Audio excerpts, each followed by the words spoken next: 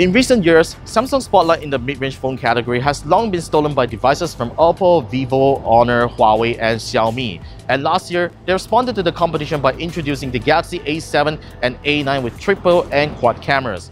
And this year, Samsung is off to a really exciting year with the all-new Galaxy A series. And what we have right here is the Galaxy A50 that packs great hardware features for the price of 1199 ringgit.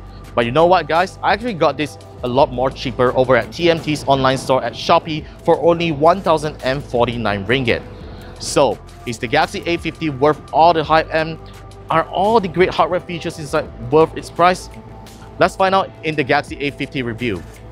When I did my hands-on of the Galaxy A50, I already had a very good impression of how this phone is going to perform in my review. And after 2 weeks of using the device, sure enough, I have to admit that it feels very much of a killer in its own category. Starting with its build quality and chassis, the Galaxy A50 doesn't feel cheap even though it has a plastic build. What you also get is a very comfortable aesthetic, all thanks to the tapered back edges. And if you think that back is made of glass, Samsung has cleverly marketed it as Glasstic, which means plastic that looks and feels like glass with its beautiful rainbow reflections when in contact with light.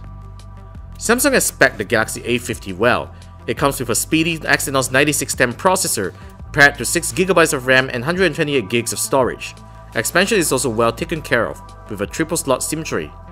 The 6.4-inch Super AMOLED display is undoubtedly the best panel in its class, with great outdoor visibility and viewing angles. And finally, a USB-C port with 50 watts fast charging support and a 4000 mAh battery completes the phone as a sweet deal.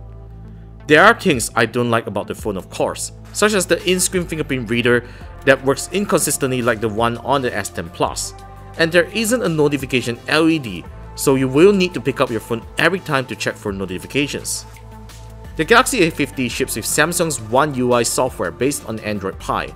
This is by far the best Android skin that I've ever experienced that is more intuitive and less gimmicky than Chinese phone launchers. So far, I haven't experienced any lag or stutters during the review period. Even gaming performance was pretty good and I was able to experience playable frame rates with high graphics setting in PUBG Mobile. While I appreciate Samsung include Bixby voice to the software experience, Samsung Pay is nowhere to be found as the phone doesn't have NFC hardware. That's quite a shame though, as it has always been a selling point on the A series. Like last year's Galaxy A7, the A50 features a triple camera setup.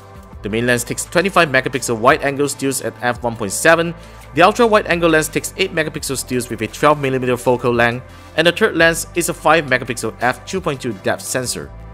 Image quality of the main lens has greatly improved from last year's Galaxy A7, especially in low light where it is now able to capture sharper details with lesser noise. Colors can still get oversaturated, but it is acceptable by mid-range phone camera standards. The ultra-wide-angle lens may be able to take wider landscape photos, but it suffers from warping and soft focusing issues. Furthermore, the main camera unfortunately doesn't support 4K video recording, which by all means isn't a deal breaker for its class, but it is something that the phone's hardware has no issue supporting. The A50 takes good selfies with its 25 megapixel lens, and you can have fun with Samsung's AR emoji. With its huge battery size, the A50 has no issues keeping up one heavy workday on a single charge. I have also managed to score up to 2 days of use with 2.5 hours of screen on time.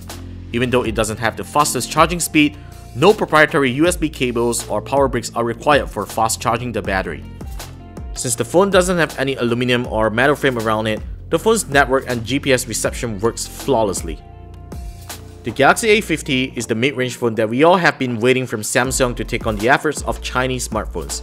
It's got excellent mid-range performance, decent cameras, and reasonable compromises that makes it a compelling device.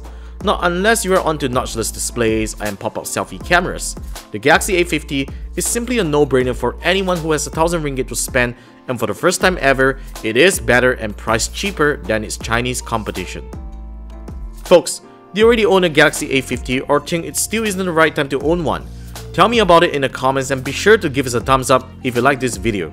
Subscribe to our channel and click on that bell icon next to it so that you don't miss any future uploads. Thanks for watching and I'll see you in the next one.